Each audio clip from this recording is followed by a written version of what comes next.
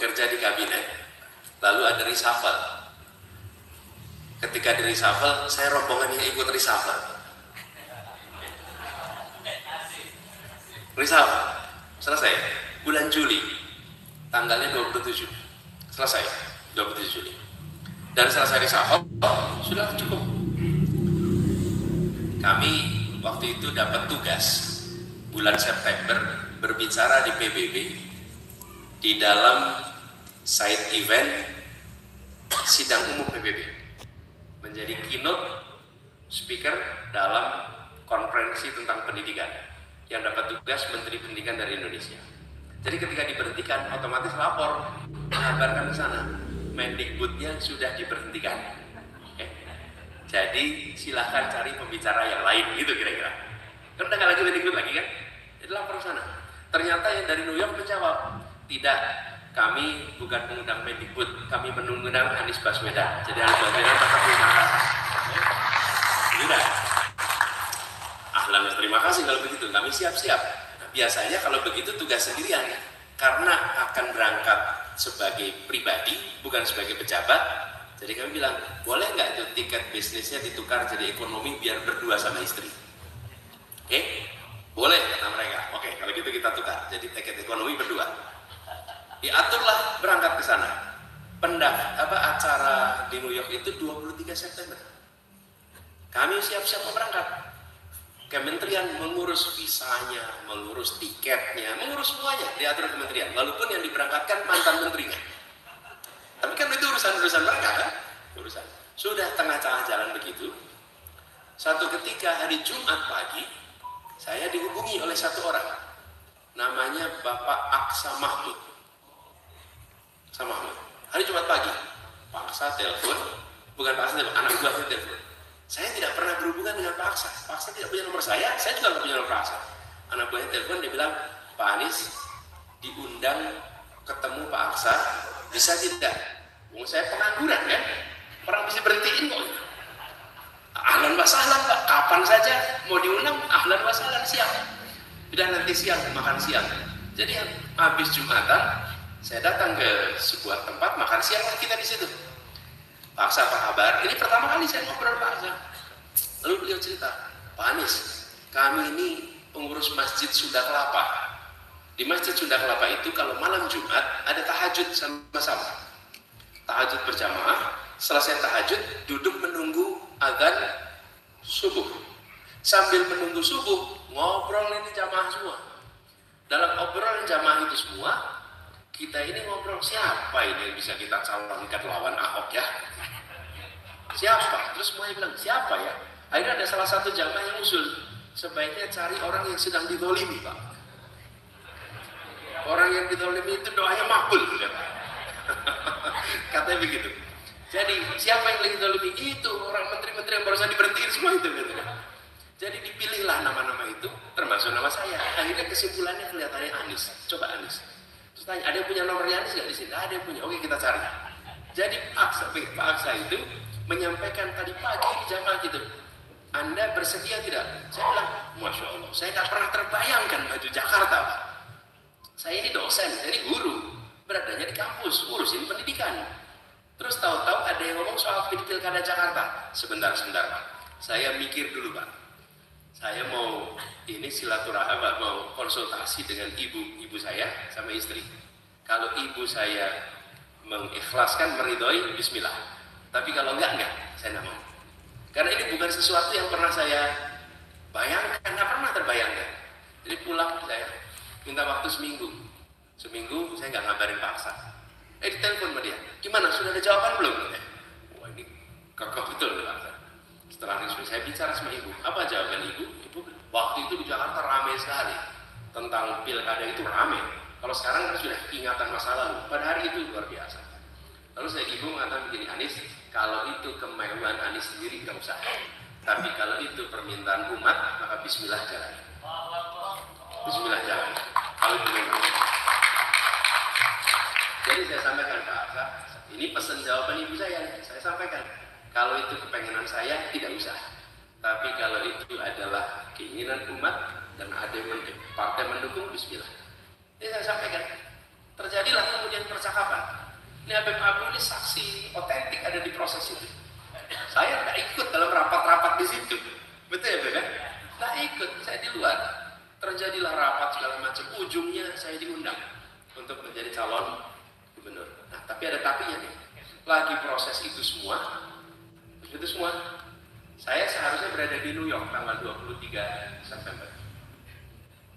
Awal September saya digigit nyamuk. Nyamuknya nyamuk demam berdarah, sehingga tewar dirawat di rumah sakit. Dia ke rumah sakit beberapa hari. Nah, pas di rumah sakit itu datanglah ketua partai di rumah sakit. Masih ada infus di sini. Masih ada infus. Mas Anies mau nanyakan, Anda benar bersedia? Ini pakai infus. Ya Allah, ini lagi sakit begini. Saya bilang Bismillah, saya bersedia. Tapi saya tidak ikut proses. Apa yang kemudian terjadi? Setelah kena demam berdarah itu, dokternya bilang, Pak, karena Bapak kena demam berdarah, Bapak tidak boleh perjalanan jauh yang panjang. Kalau ke Amerika itu 20 jam lebih terbangnya. Kalau habis kena demam berdarah, pembuluhnya itu longgar. Karena longgar, dia tidak boleh menghadapi tekanan yang panjang. Kalau 2 jam boleh, kalau 20 jam tidak boleh. Jadi saya terpaksa mengabarkan kepada New York bahwa saya tidak jadi berangkat. Bahkan hasil labnya pun dikirimkan ke sana. Malu kita. Diundang 8 bulan sebelumnya, tidak jadi, batal. Menterinya ganti, yang siswa mereka tidak diganti pembicaranya. Dan sampai nggak jadi berangkat. Jadi kita kirimkan. Tapi apa yang terjadi? Karena saya tidak berangkat, ternyata tanggal 23 September adalah tanggal pendaftaran Pilkada Jakarta. Dan saya dipanggil menjadi calon itu tanggal 22 malam September. Hari Kamis malam, besoknya pendaftaran. Jika Allah tidak kirimkan satu nyamuk itu, saya sedang berada di New York, tidak berada di tempat itu. Sama sekali. Dikirimkan satu nyamuk, saya tidak jadi berangkat ke New York. Yang terjadi, saya terbawa pilkada. Jadi saya sampaikan, mau saya dicaci maki, mau difitnah, ini jalan yang Allah buat, karena itu sudah tawakal Allah. Tidak ada yang lain. Mau di apapun juga. Akhirnya saya katakan, saya bawa keadilan. Dan yang memperjuangkan begitu banyak, termasuk di Kalimantan Selatan ini, berbondong-bondong berangkat ke Jakarta menjadi saksi untuk berjuang pada Pilkada 2017. Betul tidak? Kemanapun. Jadi saya sampaikan kepada semua, sudah saya jalankan saja. Dan pada saat itu, salah satu partai pendukung Ahok namanya Partai Nasdem. Pak Mansur. Ketuanya di sini di Pak Mansur. Tahu jawab Pak Mansur. Partai pertama yang mendukung Ahok Partai Nasdem. Ya, saya masuk pilkada, alhamdulillah Allah takdirkan saya menjadi bertugas, mulailah tugas di Jakarta. Dan ketika tugas Jakarta berjalan terus kritik sana sini, termasuk Nasdem, termasuk Metro TV, paling banyak memberitakan hal yang tidak baik tentang Jakarta. Jalan terus. Apa yang terjadi? Yang terjadi justru partai yang pertama kali mendeklarasikan mendukung adalah Partai Nasdem yang dulu. Dan Nasdem ini dulunya menentang. Lama-lama dia lihat-lihat juga, ini fakta atau fitnah selama ini. Semuanya dibilang jelek, semuanya gagal. Ujung-ujungnya mereka lihat, kalau PKS kesabikunal awalun. Iya, ini sahabat dari perjalanan kemarin. Dari kemarin. Kalau Nasdem mengatakan ini, ternyata tidak seperti yang dikatakan orang. Mereka lihat katanya intoleran, katanya wah macam-macam katanya itu. Gagal ini, gagal itu, gagal. Setelah mereka lihat sendiri, tak ada yang dikatakan itu benar. Justru sebaliknya. Dan akhirnya Partai Nasdem mencalonkan, dan saya sampaikan, ini pun saya tidak mendaftar. Saya ini sedang enak-enak bertugas dari Gubernur Jakarta. Lalu seminggu sebelum saya berakhir, dipanggil untuk jadi calon presiden. Saya bilang, doakan, tapi saya satu prinsip, kami ingin membawa ideologi keadilan untuk perjuangan bagi Indonesia. Nah, sesudah mencalonkan, yang dulu saya digebukin terus di sosial media dan macam-macam, diperiksa ini, periksa itu, periksa ini, periksa itu, Bapak Ibu pasti mengikuti.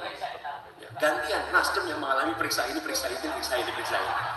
Ketularan dia jadi periksanya itu. Ketularan. Tapi apa yang terjadi, itulah perjuangan. Jadi ketika beberapa waktu yang lalu ada yang bilang, Ada satu partai yang baru merasakan itu sebulan 2 bulan ini. Lalu dia mengatakan bahwa, wah ini ada tekanan luar biasa yang kami hadapi. Terus saya ditanya, Pak Anies apakah merasakan tekanan itu? Terus saya jawab, begini, seberat-beratnya tekanan yang saya hadapi, lebih besar tekanan ekonomi rumah tangga, para petani, para nelayan. Karena tekanan kami. Sebesar apa ini? Dan bila untuk membuat rumah tangga kita menjadi lebih sejahtera, dan bila untuk membuat petani, nelayan, semuanya bisa bekerja dengan baik, kita harus menghadapi tekanan. Bismillah, kita hadapi semua tekanan itu. Bismillah. Jadi, saya sampaikan ini kepada semuanya hadirin para kiai yang saya sangat hormati, para alim ulama, para habaib. Kami menyampaikan bahwa perjalanan kami adalah perjalanan yang di luar kendali kami sendiri. Rute-rute, beloknya, jalannya, bukan rute yang kami atur. Karena itu saya sampaikan kepada semua, mohon didoakan agar ini semua bisa terjadi dalam ridhonya. Segala macam siasat sudah digunakan, tapi kita semua tahu makaru wa makarullah, wallahu khairul makirin. Sudah segala macam siasat dipakai selama ini, tapi kita yakin bahwa makar yang terbaik adalah makar dari Allah, dan itulah yang kita yakini. Nah, insya Allah 3 bulan ke depan kita tuntaskan